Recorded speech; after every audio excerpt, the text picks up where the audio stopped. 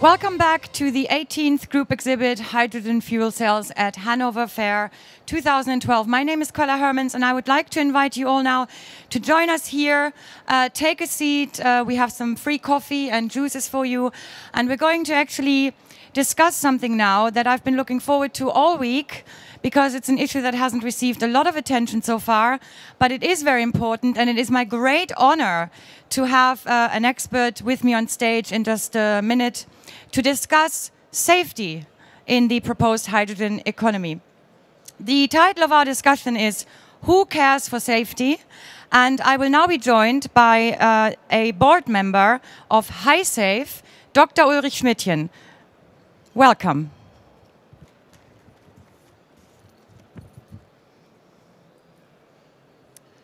So, thank you for joining us from HySafe. So the title is Who Cares for Safety? I guess that you do. Tell us a little bit about HySafe and what the organization does.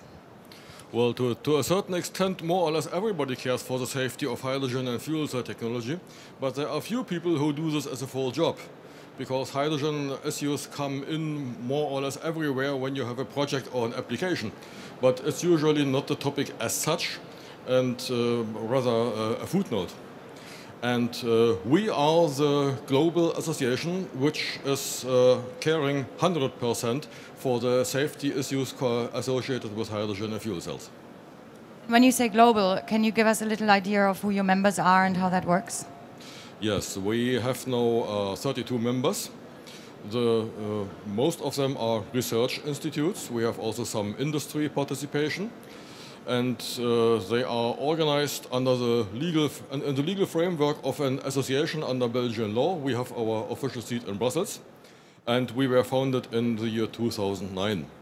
The precursor of the association as we have it now was an EU-funded project under the same name, HySafe. It was a network project in order to bring the people together who were working in the field of hydrogen safety, people from Europe mainly.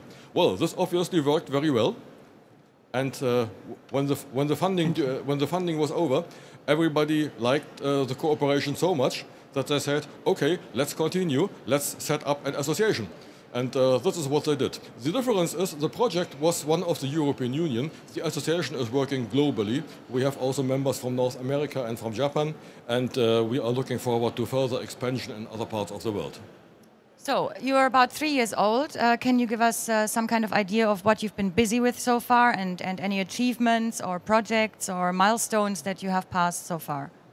The idea we are pursuing is that HySafe should be the place in the world where all the relevant safety information is available, where people go to when they have a safety problem in whatever application. Also, for example, when it is necessary for purposes of standardization or legislation, and where this information is available. So our idea is to be something like a global clearinghouse for hydrogen safety information. I like that, a global clearinghouse for hydrogen safety information. Do you ever bring your members together in one place to discuss and to exchange information? Well, apart from the general meeting of members, which is of course for members mainly, we are doing one thing which is our most visible activity. We are having an international conference on hydrogen safety, the ICHS, every other year. The last one was held last year in San Francisco, and the next one will be held in September 2013 in Brussels. That's good information to have. Thank you. How does the international collaboration between members work on a global level? Well, we have some internal activities. We have some, for example, workshops on matters like CFD and explosion dynamics and so on, where members meet and compare their methods and also compare the results and think about round-robin experiments and things like this. And of course, we also communicate with the outer world by press releases and the website, and of course by making contacts. When somebody approaches us with a safety problem, we bring him into contact with the right party who is able to do this. Are the interests of all the global members fairly aligned, or are there also the odd differences in approach and goal setting?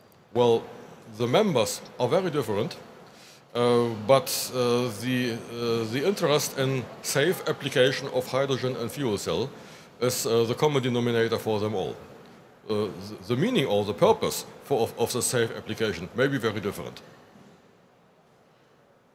Before I go on to the next topic, I'd like to ask the audience if there's any questions. So you are very much invited to participate and ask questions or even share comments and thoughts. So if you do have something to share or to ask, just give me a little hand sign and I'll come to you. Are there any questions at this point? Again, don't be shy. It's perfectly fine. This is an important topic. We're talking about safety in the proposed hydrogen economy. So do participate by all means. Let's talk, for the record, a little bit about what some of the actual dangers, threats, issues with hydrogen safety actually are. If you could outline those, maybe give some examples that brings it to life for us. Well, to be quite honest, there isn't so much to tell, because hydrogen is much less dangerous than other chemical substances we are handling. In the chemical industry, for example, they are dealing with lots of substances which are very dangerous, which are, for example, toxic or carcinogenic or explosive or whatever, and all those are properties which hydrogen does not have. Hydrogen does have one quite obvious and important danger feature. It is flammable. It is flammable. Well, little surprise. After all, it is used as an energy carrier, or well, and so it's not surprising that it's flammable. A flammable gas means that when you mix this gas with, for example, air or similar gases, you may also get explosive mixtures, and it's fairly easy to get these mixtures to react. Well, this is what we can say about the most important danger feature associated with hydrogen. There are others rather in the second row. For example, the hydrogen atom is the smallest which exists, and also the hydrogen molecule is the smallest which exists, which means that hydrogen has a very low viscosity. It flows very easily out of leaks, for example. It also has a high inclination to diffusion. When released, it spreads very easily and mixes with other gases. And it may also diffuse into solid matter, and some metallic materials, they don't like this at all. But all these matters, they can be dealt with. After all, the chemical industry is handling hydrogen in huge amounts and has been done so for more than a century, and they do it on a high level of safety. So hydrogen is definitely not the really dangerous stuff they are dealing with. Okay, that's a clear message. We have the knowledge and the experience to deal with this. My dear audience, any questions about the safety of hydrogen? This is your chance. We have the expert here from HySafe, a very young organization dealing with these issues. Any questions at all? Yeah. Sorry, I just came and I don't know what you already explained, but I just would like to know, do you see the future for renewable technology in this using hydrogen solutions for saving or for memory of the electricity? Hydrogen will definitely be one element of a sustainable energy system of the future. Certainly not the only one. Hydrogen is not the solution of all the problems of the world, not even the energetic problems. But we will need it as an element of the system to store energy and also as a fuel for road transport and other vehicles. And what do you think are the other options next to hydrogen, which we use to store electricity? Storing electricity, well, this always depends on how much electricity you have to store and for how much time. Okay. When you want to store really big amounts, gigawatts and so on, and you want to do it for a longer time, everything long means everything longer than 3 days, then there is little alternative to hydrogen. For shorter periods, there are other options as well, like, for example, batteries, pumped hydro, and so on and so on. So there is no general answer to this question. It always depends on the boundary conditions. Thank you very much. Are there any other questions from the audience? We are discussing safety versus in the context of hydrogen use. So perhaps we could give some down-to-earth examples. I heard earlier this week a young man inquire at one of the prototypes, would it be safe for me to actually fill up my car using hydrogen? Can you say something about something, that kind of really real-life example? It must be safe. It has been done thousands of times over the last years in the various filling stations in Germany and elsewhere. And it is even safer than filling up a gasoline car, because you make a very solid connection between the tank and the nozzle. This connection must be tight, and no hydrogen flows before the connection has been tested to be tight. So it's impossible that hydrogen comes out. While it is very easy to spill some gasoline when you fill up your car. Just look at any filling station, you are pretty likely to find a gasoline puddle there. And yes, this is about the filling, and also the consumption of hydrogen, for example, in a car is a very safe thing. There's usually the question, imagine I am driving a hydrogen car, like the one which you can see over there, and I get involved in a crash. Well, will I go to heaven immediately? The answer is probably not. You will not go anywhere, at least so soon. The reason number one is, when you look at these tanks which they have there, they are very solid mechanically. It is very difficult to destroy them or to damage them, because they are meant for 700 bar, and this involves a certain amount of stability, which is considerable. It is much easier to damage a gasoline tank, which is a very thin bubble of plastic, which is fitted somewhere in the car. Number two is, even if such a tank or the whole tubing and so on is damaged, and the hydrogen comes out and gets ignited, it burns very quickly. It doesn't burn for hours. When gasoline flows out, it forms pools, and when these pools catch fire, they can burn for a long time. Hydrogen, however, burns very quickly. Combustion of hydrogen leaves behind pure water and no dangerous or toxic or otherwise dangerous chemicals. And also the hydrogen, when the gas simply escapes and is not released, it disappears very quickly. It does not accumulate on the ground. It doesn't flow into the gutter. It is no danger for the water, for the groundwater, or for lakes and so on. So you can consider whatever you want, and you can look at it from different angles. You will usually find hydrogen is by no means more dangerous than the fuels we have, and exactly in an accident situation, it's usually much more good-natured than them. So let me ask the audience at this point, because this is really about you and us. Say that cost and availability were no issues. Is there anyone here in the audience who would not buy a hydrogen car, for instance, because of safety concerns? They're all convinced. I can only recommend to everybody to go out and try it. You will find it's a beautiful experience. Yeah.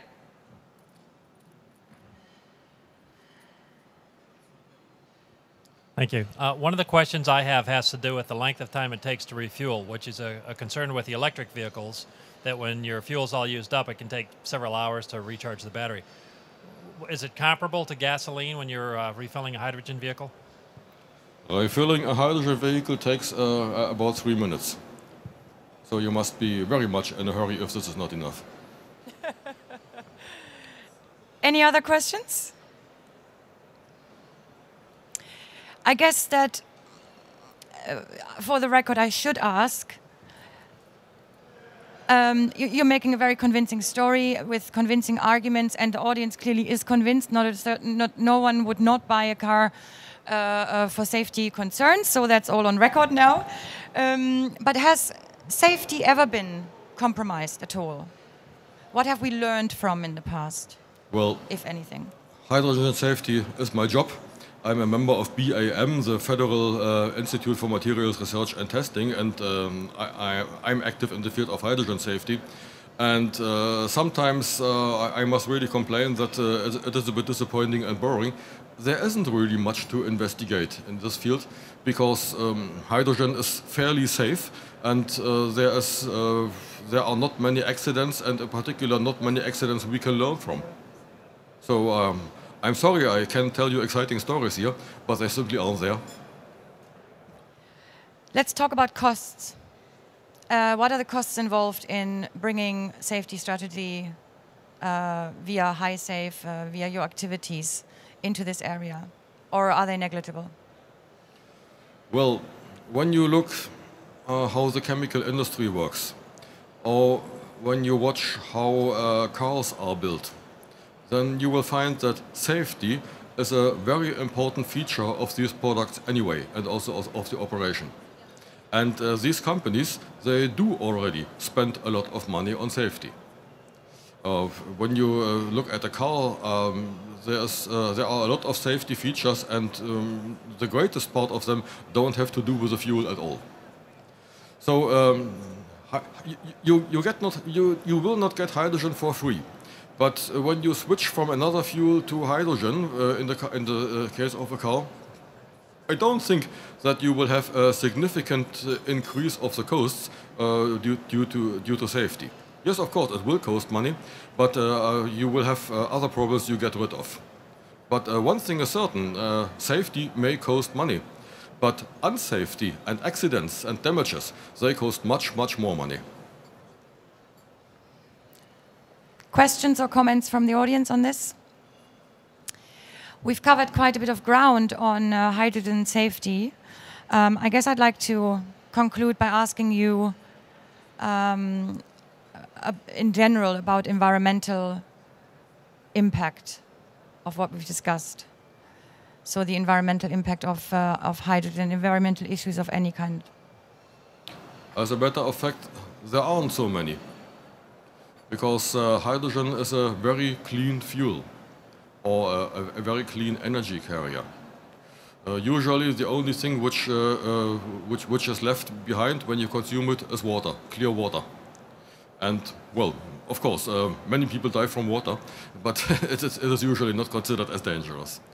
No, the environmental issues associated with hydrogen, they usually concern the system as a whole, because the hydrogen can never be cleaner than the primary energy you make it from.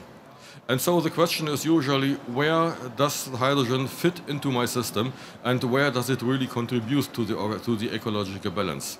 This is the matter which must always be discussed anew at each application. But the hydrogen itself, I'm not aware of great problems concerned with this. Okay, this is your last chance to share thoughts, questions, or comments.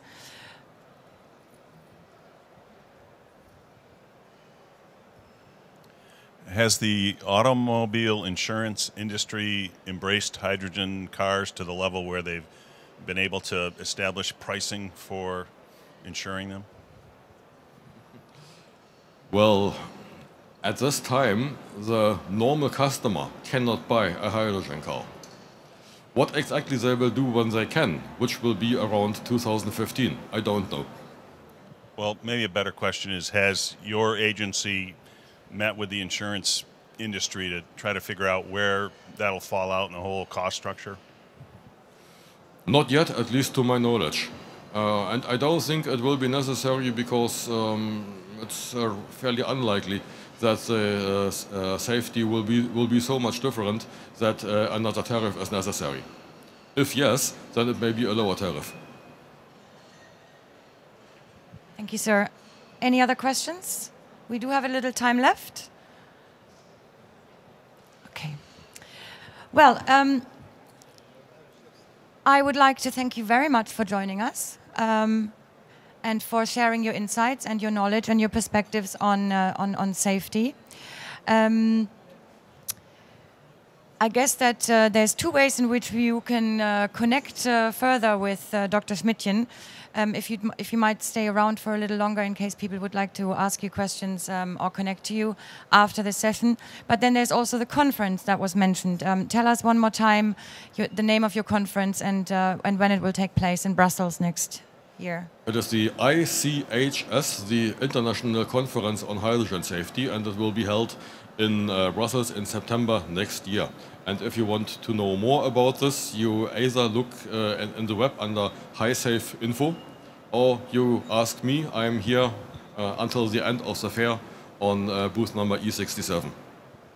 Booth E67. Thank you very much, Dr. Ulrich Schmidtchen, for joining us today, representing HySafe. And yeah, we'll see each other in Brussels. And thank you very, very much. Round of applause. Thank you. We have another talk coming up soon, entitled The Development of a New Membrane Material. And this is an interview with ITM Power PLC with Dr. Simon Bourne. And I believe that's happening at 1:40. So you have a 15-minute break, get some more coffee and juices on the house, and please stay with us. Thank you.